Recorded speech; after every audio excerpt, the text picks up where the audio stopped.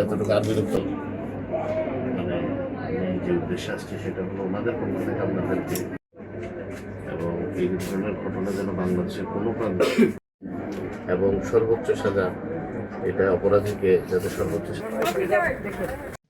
প্রথমত যে ঘটনাটি ঘটেছে এটা শুধু মর্মান্তিক না, এটা অত্যন্ত পৈশাচিক এবং এটা আমাদের সকলের জন্য অত্যন্ত পীড়াদায়ক।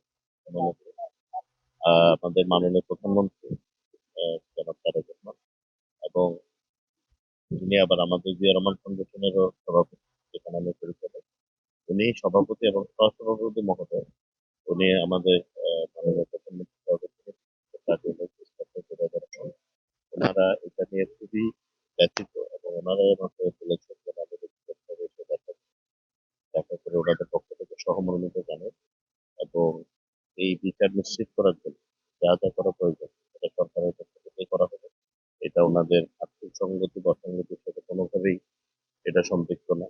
এটা আমাদের দায়িত্ব এই ধরনের অপরাধীকে দৃষ্টান্তমূলক শাস্তির আওতায় আনা এবং এই ধরনের ঘটনা যেন কেউ পুনরাবৃত্তি করতে সাহস না করে সেই ব্যবস্থাটা আমরা নেওয়ার চেষ্টা করব। আসলে এখানে সমবেদনা জানার কথা আমার ছিল না।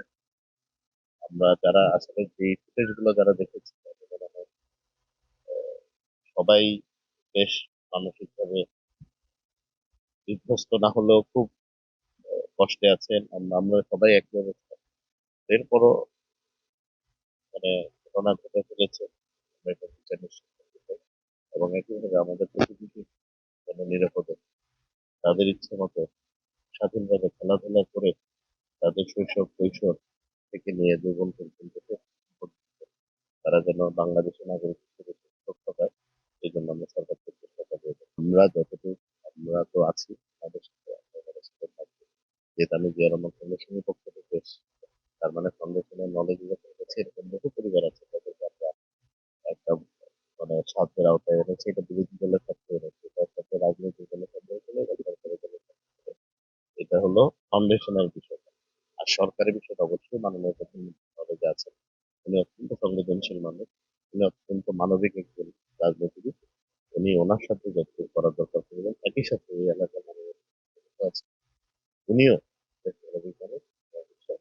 আমরা সকলে চেষ্টা করবো যাতে ওনারা পরিবারটা সুখে সুখে স্বাচ্ছন্দ্য তো এটা একটু আপেক্ষিক হয়ে যায়, স্বাচ্ছন্দ্যে যেন চলতে পারে সেই ব্যবস্থা আমরা করার চেষ্টা করেছি।